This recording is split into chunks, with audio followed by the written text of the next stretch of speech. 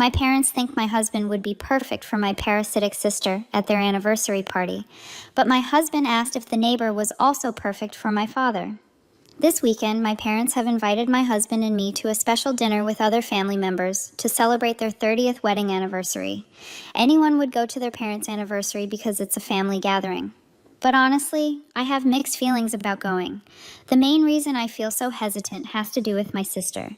You see, my younger sister and I have never been very close. Even though we're only 2 years apart, we don't have a strong bond. A lot of this has to do with how she feels about me. She holds a lot of resentment, and it's been like that since we were kids. When we were little, our parents were really, really strict, especially our mom. She spent years in the military, and that mindset definitely showed in how she raised us. He was always pushing us to compete against each other.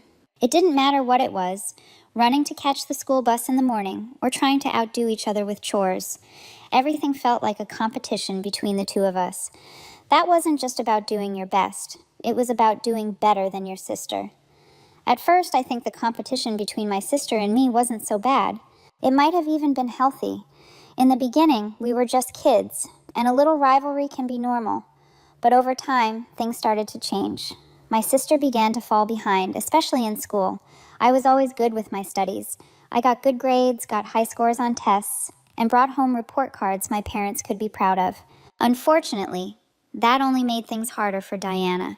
Since I was doing well, my mom constantly compared her to me. And when Diana didn't measure up, she got harsh punishments. There were nights when they wouldn't let her have dinner, and other times they would force her to stand in a corner for hours until her legs gave out. I could tell how much it hurt her, not just physically, but emotionally too. Mom kept using me as an example.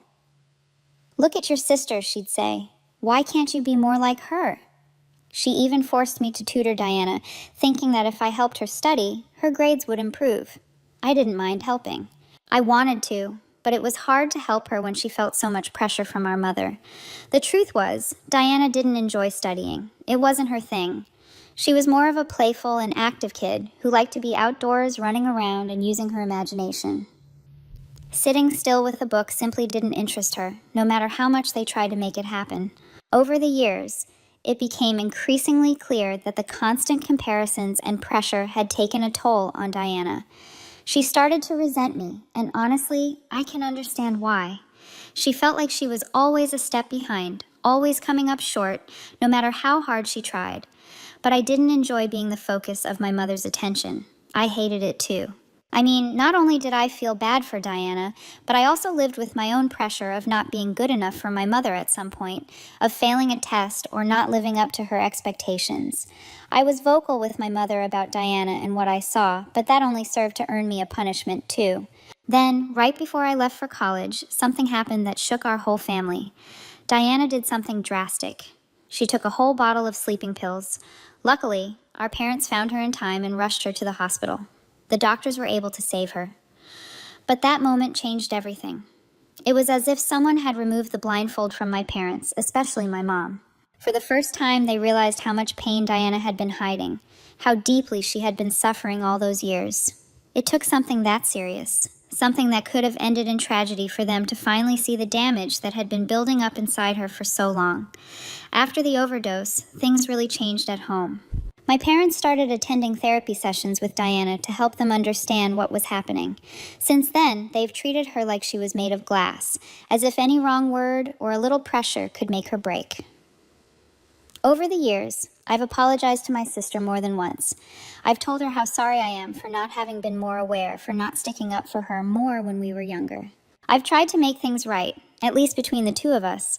But even now, so many years later, I still feel like my parents continue treating her like a child.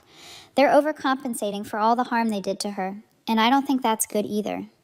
After high school, when my mom wanted Diana to go to college, my sister threatened to commit suicide again, saying she couldn't live away from home and didn't really need higher education, so she never went without a degree, not even good grades. Get a steady, good-paying job. Even when she does get employed, she has trouble keeping it.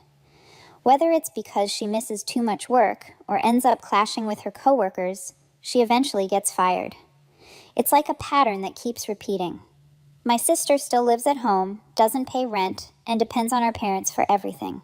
Food, bills, daily expenses, you name it. To be clear, my sister doesn't have any diagnosed mental illness right now, other than the depression she struggled with back then. She goes to therapy now and then, and she's doing okay now. She's functional. She's not struggling like she was before. In fact, she has a group of friends she hangs out with. They mostly party. It's not exactly a healthy crowd, but at least she's not a loner.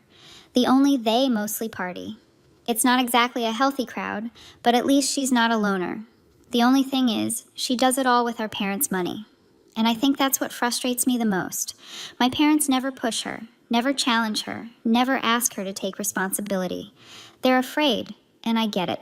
They're afraid of pushing her too hard, of her doing something drastic again, and she knows it. She knows exactly how to take advantage of that fear. Sometimes it really seems like she uses it to her advantage. So when they started asking me to send money to help with daily expenses, I had to refuse. I know they're retired and don't have the same income they used to. And since Diana doesn't contribute anything, it's clear they aren't going to get very far with their savings. But I can't send them money every month to help while my sister lives like she doesn't have a care in the world. Besides, there have been other situations I'll talk about later that make it difficult for me to give them money. Now, my husband knows my whole family history. He can't stand my sister, and it's not just because she's a deadbeat daughter to my parents, but also because she has made him feel very uncomfortable on several occasions. You see, Diana constantly flirts with my husband. From the day she met him, she has always acted overly affectionate towards him. She tries to be close to him and even makes suggestive comments that are completely inappropriate. She does it under the excuse of being playful or friendly, and if I call her out on it, she plays it down, laughs, and acts like it's a joke. What makes all this even worse is how my parents respond to these situations, which is the situation I mentioned before. They don't see it for what it really is. Instead of putting Diana in her place or supporting me, they completely dismiss it. They say it's just an innocent crush, like some silly kid thing. Sometimes they even make little comments that sound like they're subtly encouraging her. For example, when my husband first met my parents, we were all sitting together chatting. Suddenly, my mom said to my husband, who was just my boyfriend at the time, something like, "You are really funny. You know, you'd actually make a much better match for my other daughter, Diana. You two have the same kind of humor." Then my dad chimed in agreeing with her. He told my husband something like, "Yeah, Diana is really funny. Someone like her would probably be more fun for you." Since my husband and I were so surprised by their comments at first, we thought maybe they were just joking and tried to laugh it off. But over the years, my parents have kept bringing up the idea that my husband would have been a better match for my sister. It's like a recurring theme they have never let go of. Again and again, they've said things like, "He's so much more like Diana," or commented on how my husband and Diana have such similar personalities, as if that meant he ended up with the wrong daughter. Even on our wedding day, right before the ceremony, my mom pulled my husband aside and asked him, "Are you sure you want to marry Lisa?" She said it like she was giving my husband one last chance to back out, like she was hoping my husband would change his mind and leave. Can you imagine how crushing it was to hear that on our wedding day? I had a big fight with my parents about it and cut them out of my life back then. But over time they apologized, promising they would never talk that way to my husband again. However, at my sister's next birthday, they went out of their way to get my husband to stand next to her for photos or videos. My husband simply said no, and we ended up leaving early before they cut the cake. We understood our parents weren't going to change and that this was something that would continue. After that, my mom tried to justify it by saying, "My sister has never had a boyfriend, so she's just got a crush on my husband because he's so handsome and she likes being around him. That maybe being around him more will help her set a goal to become better and get someone like him for herself." My dad isn't much better. He said things like, "What's the harm in standing next to her for a picture if it makes your sister happy?" We stopped attending family events that involve my sister. No birthdays, no gatherings, nothing. We've completely distanced ourselves. I stopped visiting my parents completely, and my husband did too. However, my mother insists we attend this time because she has invited all my cousins and extended family and doesn't want me to miss out because people might start asking questions. But I already know what's going to happen because my sister will be there and neither of us wants to go, especially my husband. While it bothers me, I wouldn't have married him if I thought he might leave me for that loser. It's just the disrespect towards me. But my husband feels uncomfortable, so we're prioritizing his decision. I wouldn't mind seeing distant relatives I haven't seen in a while, but none of that is worth it. I'm not making this post to ask if I should go or not, but to tell about my family and get this off my chest, as the invitation has made me think a lot about my life as a child. Update 1. First, thanks to the people who commented on my post. With so many posts out there, I thought no one would read it. My husband said something to me after thinking about my parents' invitation, which has also made me think. He says that if we don't go, my parents will surely have to invent an excuse for why I'm not at their anniversary, and it will be something that won't make me look good. He thinks we should go, and if my sister gets out of line, it would be the perfect opportunity to put them in their place right in front of everyone. There would be no excuses for them to tell relatives or friends a different story later. I'm not saying it's a bad plan for my husband, but I'm thinking about it because it could also go horribly wrong. Update 2. Well, we decided to go to my parents' wedding anniversary, and honestly, I think the outcome is pretty positive. During the event, my parents were clearly excited to see me. My mom gave me a big hug and said she honestly didn't think I'd come and was so happy I did. I just nodded and smiled. Everything was going relatively well until dinner. We were all sitting around the table catching up, making small talk. Then one of my aunts casually mentioned that all the cousins were already married or in relationships except my sister Diana. She laughed a little and asked her half-jokingly why she was still single and if maybe she was dating someone she wanted to marry soon. My sister just smiled awkwardly and blushed like she was trying to hide something. And then one of the cousins playfully shouted, "Come on, Diana, spill. Do you have someone hidden away somewhere?" That's when my mom, without missing a beat, said loudly, "Oh, I don't know if she has a boyfriend, but she's got a big crush on her sister's husband." And she pointed to my husband and laughed like a 5-year-old kid with a crush on her teacher. My dad joined in the laughter, laughing even harder. I glared at my mother from where I was, but she didn't even notice. She was too busy laughing and talking to my aunt, saying something about how my sister had a crush on my husband for so many years. Then, as if that wasn't enough, my aunt turned towards my husband and asked him loudly and thoughtlessly, "Do you have any brothers or cousins Diana could date?" "Maybe." Some of the relatives actually laughed when they heard this. My sister just stood there blushing, smiling slightly. She didn't try to stop my parents. She didn't try to change the subject. She just stood there enjoying the attention like it was a compliment. I felt the heat rising in my face, but I calmed myself down because we had prepared for this. I was going to say something, but I was going to say it loud enough for everyone to hear. I wasn't going to wait to get a text from a slightly deaf cousin the next day asking us why I humiliated my parents. I was going to say something, but I was going to say it loud enough for everyone to hear. I wasn't going to wait to get a text from a slightly deaf cousin the next day asking us why I humiliated my parents. I turned towards my mother and said, "How dare you talk about my husband like this?" The whole table went silent and started listening. I told them, "You promised me, both of you, that you wouldn't cross this line again. You swore you would respect our boundaries and stop putting us in awkward situations, but here we are again. You're laughing about my sister having a crush on my husband. You find it funny because you're just as idiotic as she is." Then I addressed the rest of the table, my cousins, aunts, and uncles, and said, "Let me ask you a question.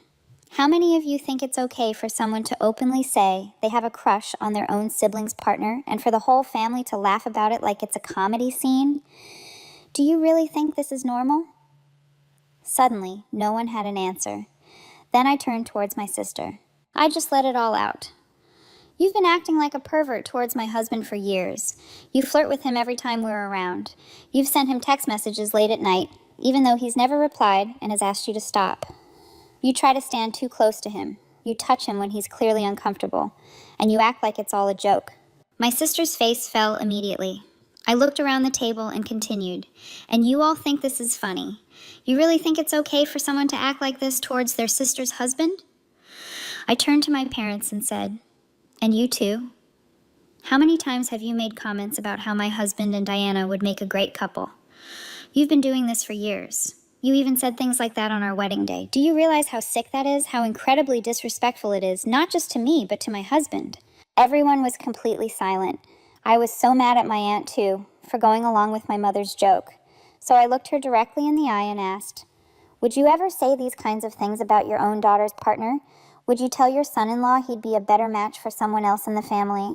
Would you let your daughter act like this towards someone else's husband?" She looked surprised and then slowly shook her head. Exactly. That's what I damn well thought. So why is it okay when my parents do it to me? My dad looked like he was about to explode. His face was red, his fist clenched on the table, but I told him, "Don't you dare say much. Don't even try. I think Mom and your sister seem to have excellent chemistry. Maybe they should be together too." Nothing. Just a thought, always in jest, right? Of course, he was furious after that. My mother, on the other hand, started to panic. She tried to laugh it off with a shaky voice, saying, "I didn't mean anything by it. Come on, it's not a big deal. It's just an innocent crush. We've always joked like that about your husband and Diana. I'm sorry, but it really is funny, and I wasn't trying to offend anyone." That's when my husband, who had also practiced his part, spoke to my mother. "Oh, I get it. Since everything is a joke to you, I guess cheating on your husband years ago was just fun too, right? I think it's time for all of us to have a laugh. Come on, start laughing." All while gesturing for them to laugh. My mother froze with wide eyes. My husband continued, I guess you also had an innocent crush on the neighbor, right? And I guess when you decided to sleep with him, it didn't mean anything. It was just for fun, wasn't it?" What my husband had said was completely true. This was an ugly little secret they had kept for years, and kept secret from everyone. A long time ago, my mother had cheated on my father with the neighbor, and when he found out, she begged him not to leave. He only stayed for me and my sister. Over time, he seemed to have forgiven her, or at least moved past it. But my husband knows this truth because I told him. He's kept it a secret for many years. But before coming to dinner, he asked me if it was okay for him to use all this to defend himself. And my answer was, "You have free rein to use all the ammo you want." My mother came out of her shock and immediately started yelling at my husband. She wasn't in joke mode anymore. She yelled that my husband had no right to throw that in her face and that he had crossed the line. My dad also defended my mother, calling my husband disrespectful and incredibly low. But I was also going to defend my husband, and I told them, "You crossed the line the moment you turned my husband into the punchline of your weird jokes. The moment you kept defending Diana like she was a harmless child when she has been making my husband uncomfortable for years.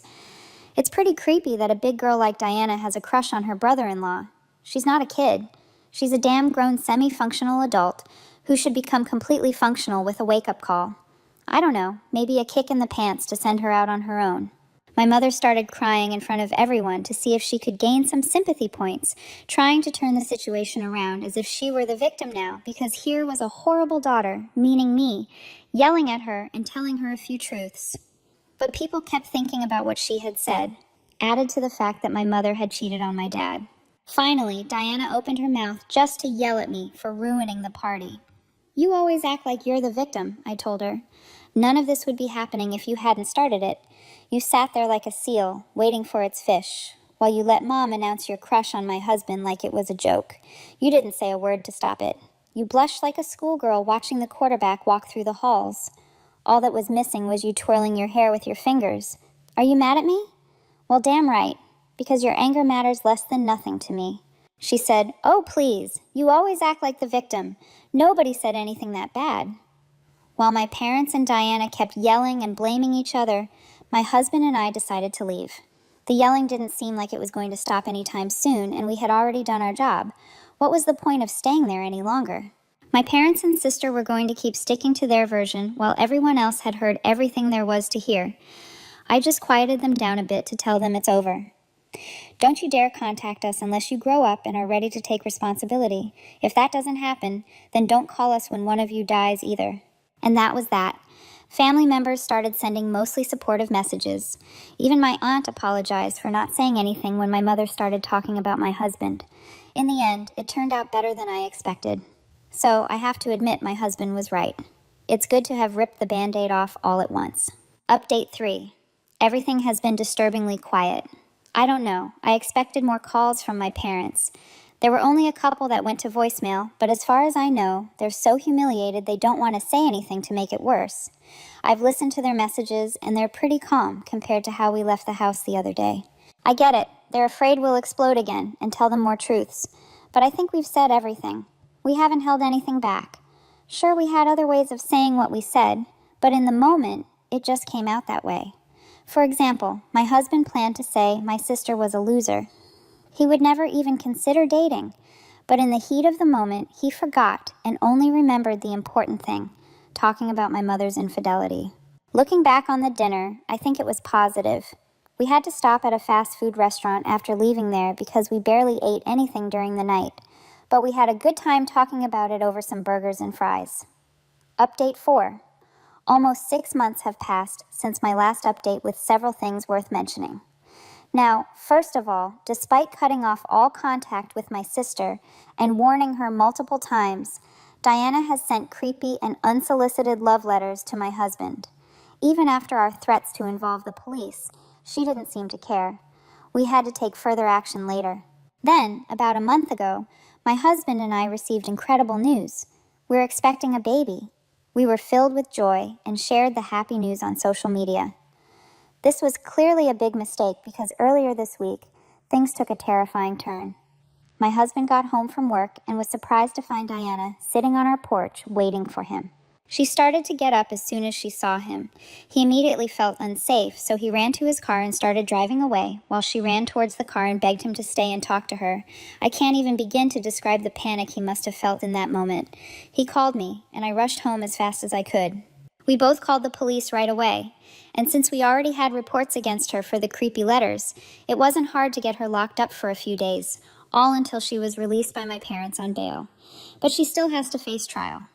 Our lawyer had also filed for a restraining order against her, but it was still being processed when she showed up at our house. We've also talked to our lawyer, and while we can press charges against her, as well as testify in court, we wondered how much a criminal trial against my sister might cost. He told us that if my parents pay for a lawyer, it could cost between $10,000 and $20,000 to defend her. But it could be much more if they choose an expensive lawyer.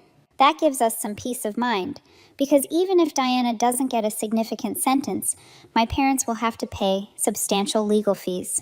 Between a retirement income and Diana not contributing anything to the household, this financial burden will be considerable. It sounds vengeful, but if Diana after the party is still in romantic emo mode and still doesn't take no for an answer, and my parents don't do anything, then it will be justice or the cost of it that takes care of things. Now these things take time, but I promise to come back with news on everything when that happens. Update 5. So much time has passed that we're already parents, but I said I'd come back, and here I am with much more than I thought I'd have to write during all this time. We weren't scared answering some people's questions because shortly after getting the restraining order, which was granted shortly after the previous incident for obvious reasons, Diana tried to approach my husband again and violated the order. My parents lost their bail money because of that. That's the first thing. The second thing was that Diana also lost her trial. Although I don't know the exact amount my parents spent, I know she didn't have a public defender and they had to pay, which didn't do much good because Diana ended up serving a 6-month sentence between pretrial time and post-trial time, plus mandatory court-ordered therapy for as long as necessary. Third, my parents have gotten divorced. You know how some people finally develop a backbone when pushed to their breaking point? Well, my father finally found his courage and decided to divorce my mother. Apparently, the humiliation of everyone in town knowing he was cheated on, combined with the financial stress and public embarrassment from Diana's behavior, was too much. My mother has gotten custody of Diana, not in the traditional sense since she's not a minor, but she's taken her to live with her. They'd both gone back to work because between the expenses with Diana's legal troubles and the divorce, neither of them could live on savings alone. Imagine having listened to the people who said I had already done enough with the dinner, and that not dropping the charges against Diana was too vengeful on my part. I don't feel the same way. Fourth, the family has been sidelining them. They've shown it by not lending money during the trial or unfriending, blocking them on social media. Fifth, social media has also been important in this because it hasn't been us. But let's just say the town knows who my parents are now and who Diana is. That's why they've had a very hard time being able to rent something after losing their house between the trial and the divorce. My father has moved out of state while my mother has only moved a few towns farther away since the court has ordered that Diana cannot leave the state. And sixth, nothing much, just that life is much happier. Diana might seem like a danger because she's still close by, but we have a restraining order and she has a record. Not even she is stupid enough to try to spend more time in prison. Seventh, It's time for more thanks and hellos while I'm still enjoying being a mom. Thank you all for reading and for the support during this crazy journey. Life has taken a turn I never imagined when my parents first invited us to that anniversary party. But here we are, stronger, more united, and finally at peace.